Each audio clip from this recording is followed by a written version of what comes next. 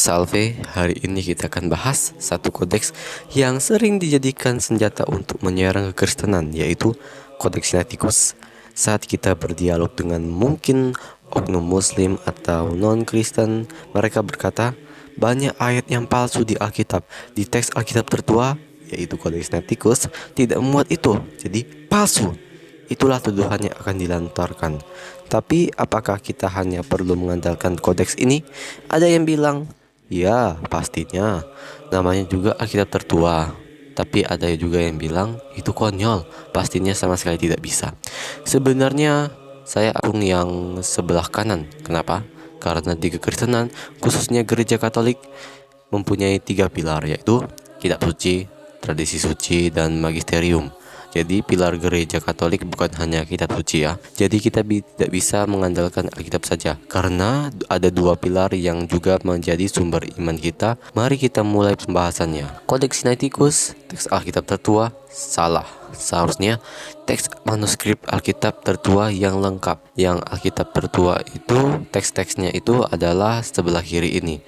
Ingat, manuskrip Alkitab itu ada lebih dari 18.000 manuskrip. Jadi mana mungkin kita bisa mengandalkan kodeks Sinaiticus ya. Yang di kiri ini kita bisa sebut papirus. Baik, kita akan bahas ayat-ayat yang hilang di kodeks ini. Pertama, ada Markus bab 1 ayat yang pertama yang tertulis, inilah permulaan Injil tentang Yesus Kristus.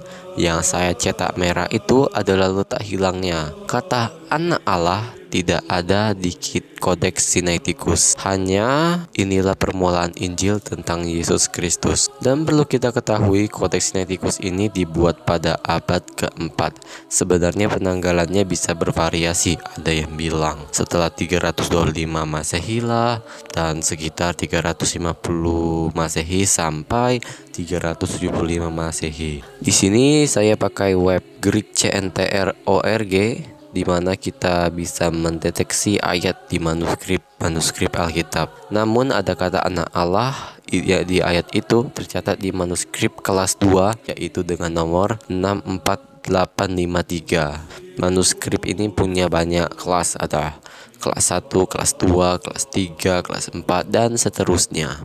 Di sini yang ada di panah merah itu adalah penanggalannya ya, di mana manuskrip ini penanggalannya 300 Masehi sampai 399 Masehi. Jadi manuskrip ini bisa dibilang lebih tua atau bersamaan dengan Kodeks Sinaiticus.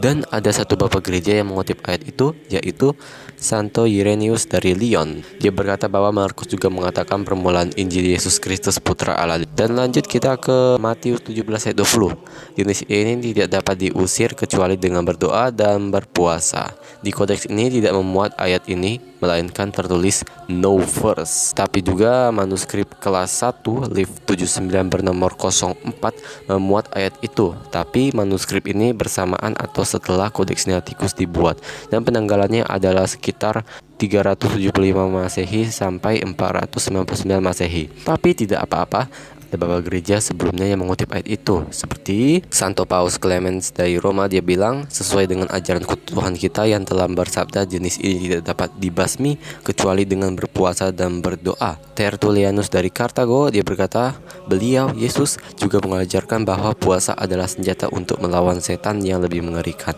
Origenes dari Alexandria, namun marilah kita juga memperhatikan hal ini, jenis tidak dapat musnah kecuali melalui doa dan puasa. Lanjut di Matius 18 ayat 11. Karena anak manusia datang untuk menyelamatkan yang hilang. Di sini ayat 10-nya lompat ke ayat 12, jadi tidak ada ayat 11-nya. Manuskrip kelas 1 Liv 48 nomor 05 memuat ayat itu. Penanggalannya sekitar 375 Masehi sampai 425 Masehi. Jadi sama yang tadi, bisa bersamaan atau sudah kodeks Sinaiticus. Tapi sekali lagi ada beberapa gereja mengutip ayat itu. Santo Clemens dari Alexandria, Tuhan juga datang kepada yang sudah tersesat. Tatianus dari Adiabene, anak manusia datang untuk menyelamatkan yang hilang. Dan kita lanjut ke Matius 23 ayat 14. Celakalah kamu hai ahli-ahli Taurat dan orang-orang Farisi, hai kamu orang-orang munafik, sebab kamu menelan rumah janda-janda sedang kamu mengelabui mata orang dengan doa yang panjang-panjang. Sebab itu kamu pasti akan menerima hukuman yang lebih berat. Di sini tidak ada di Codex Sinaiticus, di mana ayat 13-nya lompat ke ayat 15-nya. Manuskrip kelas 1 Liv 43 bernomor 32 yang memuat ayat itu, yaitu penanggalannya sekitar 375 Masehi sampai 495 Masehi. Di sini ada satu bapak gereja yang mengutip ayat ini, yaitu Tatianus dari Adia Bene. Di sini dia mengutip semua ayat ini. Dan kita lanjut ke Yohanes 8 ayat 1 sampai 11, atau kita bisa disebut judul perempuan yang berzina tidak ada di Codex Sinaiticus. Di sini ternyata ayat ini hilang. Bab ke-8-nya hanya menampilkan ayat ke-12 sampai seterusnya. Tapi manuskrip kelas 1 Liv 114 dan 115 bernomor 05 memuat ayat itu. Penanggalannya sekitar 375 Masehi sampai 425 Masehi. Di sini bagian depannya memuat ayat, di bagian depannya ada ayat 1 sampai 4 dan di bagian belakangnya ada ayat 5 sampai 11. Dan ada satu paus yang mengutip ayat itu, yaitu Santo Paus Kalistus pertama. Dia berkata agar kalimat Injil tetap tinggal di dalam dirinya.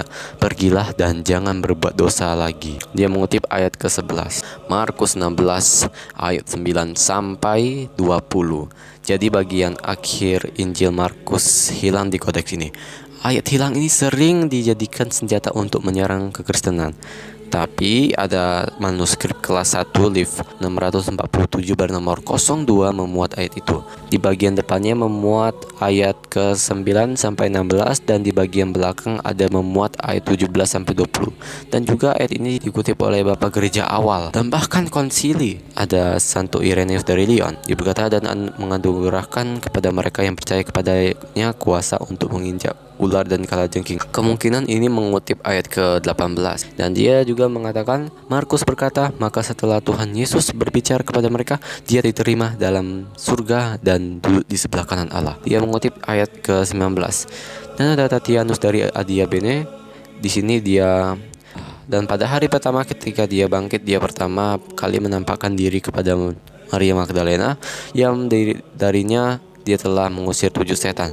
Di sini dia mengutip ayat 9 dan satu lagi dia mengutip juga ayat ke-15. Sekarang pergilah ke seluruh dunia dan beritakan Injilku ke seluruh ciptaan. Di sini juga dia ada mengutip Matius 28 ayat 19. Konsili Kartago di bawah pimpinan Santo Ciprianus. Di sini ada seorang tokoh yang berpartisipasi dalam konsili tersebut adalah Vincentius dari Tibaris. Dia bilang di sini membahas tentang baptisan bidat. Tapi yang menariknya, Vincentius ini mengutip ayat ke-18. Kita sudah pasti memiliki aturan kebenaran yang Tuhan perintahkan melalui ajaran ilahinya kepada para rasulnya yang mengatakan, pergilah kamu, letakkan tanganmu dalam namaku, usir setan-setan. Jadi ya, memang tidak bisa kita andalkan kodeks ini saja, karena manuskrip atau papirus sebelumnya bersamaan sebelum itu mengutip ayat-ayat yang hilang tersebut, yang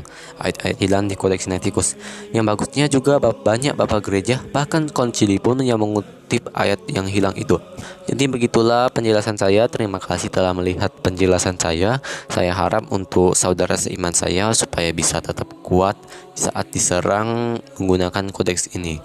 Dan saya harap juga untuk oknum-oknum yang menonton ini, saya harap kalian bisa mengerti hal ini. Dan jika kalian masih ngeyel, silakan lontarkan dengan data-data kalian. Jangan asumsi, itu tidak bisa membantu kalian sama sekali.